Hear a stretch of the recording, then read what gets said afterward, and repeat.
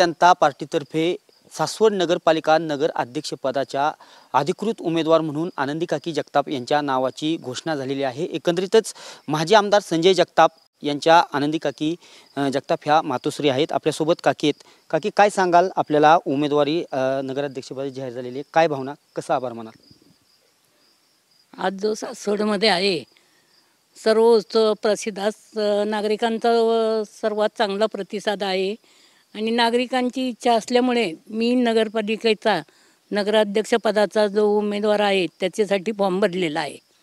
काकी, एकंदरीत स्वर्गीय काकांचं नगरपालिकेसाठी मोठं योगदान आहे। काकांना शिस्तप्रिय होती, त्यानंतर खऱ्या अर्थाने त्यानंतर सासवड शहराला देश पातळीवरील स्वच्छतेचा पुरस्कार देखील मिळाला। काय काकांची अशी आठवण, काय सांग?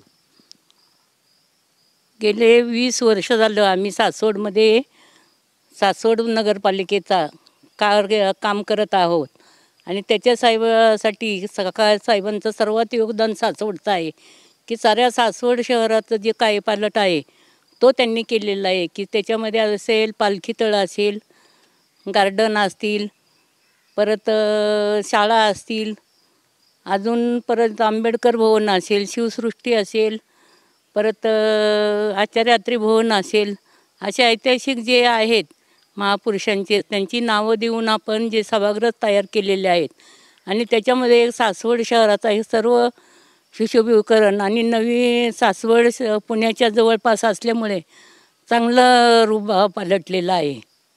काकांना शिस्तप्रिय होती, अशी अनेक कामे काकांच्या काळात झाली, त्यामुळे स्वच्छतेचा पुरस्कार एकंदरीत मला काय वाटतं?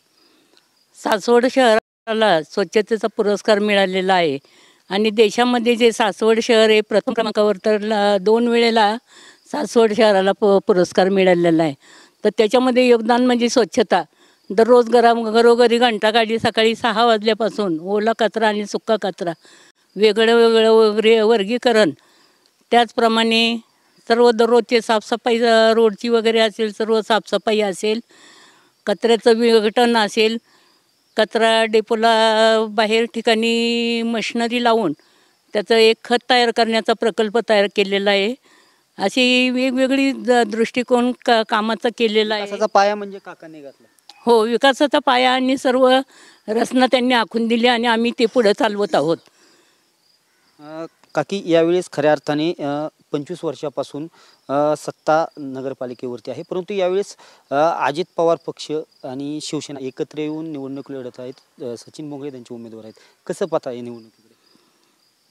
कोणी काही जरी सासवडसाठी केलं तरी सासवडकर नागरिक आमच्या बरोबर आहेत। सासवडकर नागरिकांना, गोरगरिबांना, आम्हाला सर्वांना माहिती आहे की आम्ही सासवडचा कायापालट कसा करतो, सासवडचं कार्य कसं करतो, सासवडच्या लोकांच्याकरता कसं हित जपतो।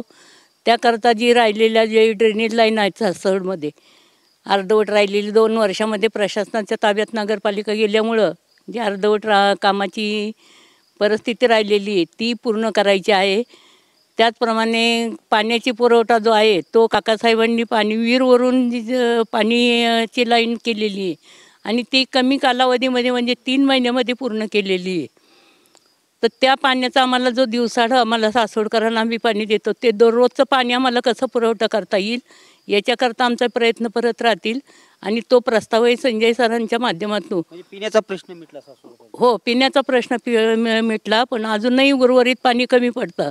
दररोज पाणी देता येईल सासवडला याच्याकरता संजय सरांचे आमदार होते तेव्हापासून आम्ही शासनाकडे प्रस्ताव पाठला आहे आणि तो मंजूरही झालेला आहे। तो मुख्यमंत्री साहेबांनी पण निधी मंजूर केलेला आहे की आम्ही तो प्रयत्न करून तो आणणार आणि त्याच्यासाठी प्रयत्न करणार।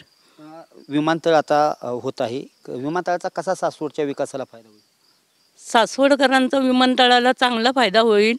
त्याच्याकरता आमचं सर्वात म्हटलं तर सासवड हे कसं आहे शेतकरी वर्गासाठी प्रसिद्ध आहे आणि शेतकरी वर्गात आमच्या सर्वात तालुक्यामध्ये प्रथम क्रमांकावर असेल तर फ्रूट, त्याच्यामध्ये सीताफळ असेल, अंजीर असेल, डाळिंब असेल आणि ह्या मार्केटला आम्हाला चांगली किंमत लागेल आणि त्याचप्रमाणे पुढची पिढी आदर्श होईल, लोकांना कामगारांची संधी उपलब्ध होईल, याच्याकरता विमानतळ होणं गरजेचं आहे। काकी एकंदरीत संजय सर काही दिवसांपूर्वी काँग्रेसमध्ये होते, परंतु आता सत्ताधारी पक्षात आलेत, भाजपामध्ये आल्यात. कशा पद्धतीने त्यामुळे विकासाला चालना मिळेल? आत्ता संजय सरांनी जो निर्णय घेतलेला आहे त्याच्यामध्ये काही निधीच्या त्रुटी होत्या आणि त्या त्रुटीच्या माध्यमातून आम्हाला सासवडचा विकास करता आला नाही, थोडाफार राहिलेला आहे. तर त्याकरता भाजपमध्ये प्रवेश करून मुख्यमंत्री साहेबांच्या याच्यामध्ये त्यांनी शब्द दिले, तिथून आम्ही सरांनी निधींची कमतरता जी पडत होती ती त्यांनी मान्य केलेली आहे. पाणी पुरवठ्याची योजना असेल ती मान्य केलेली आहे, ड्रेनेज लाईनची मान्यता केलेली आहे. अजून बाकीच्या ज्या सुविधा आहेत या सर्व सुविधा होणार आहेत, त्याकरता आम्ही ते प्रयत्न करणार आहे. काय मतदारांना एकंदरीत आव्हान कराल? 2 तारखेला तर मतदान जवळ आहे. आम्ही मतदारांना हेच आव्हान करणार की जी उर्वरित जी 2 वर्षामध्ये जो प्रशासनाच्या ताब्यात नगरपालिका गेली त्यावेळेला जी कामं झालेली नाहीत ती उर्वरित कामं आम्ही मार्गी लावू. आणि आम्हाला लोकसेवा करायची आहे, लोकसेवा जनताची सेवा करायची, जनतेपर्यंत पोचायचं आहे. जनतेला कशा सुखसुविधा देता येतील हे सर्व बारीक मोठं सर्व पाहणारे. पुण्याच्या शेजारी सासवड शहर उपनगर म्हणून समजलं जातं. तर त्या माध्यमातून शिक्षण क्षेत्र असेल, बाकीचं सर्व सुविधा आम्ही त्याच्यामधून लोकांच्यापर्यंत पोचू आणि चांगल्या प्रकारचं एक स्मार्ट सासवड शहर होईल ह्याचाही मी प्रयत्न करणार. नक्कीच ह्या सासवड नगरपालिकेच्या भारतीय जनता पार्टीच्या नगराध्यक्षपदाच्या उमेदवार आहेत. येणाऱ्या काळात जनतेसाठी आम्ही काम करणार असू, लोकसेवा हा आमचा सर्वात मोठं काम करण्यासाठी आम्ही करणार आहोत. एकंदरीतच येणाऱ्या काळामध्ये सासवडचा जास्तीत जास्त विकास करण्यासाठी आमचं प्राधान्य असेल असं आनंदी काकी जगताप यांनी सांगितलेलं आहे. कॅमेरा पर्सन रोहनसह मी दीपक कापरे, TV9 मराठी, सासवड.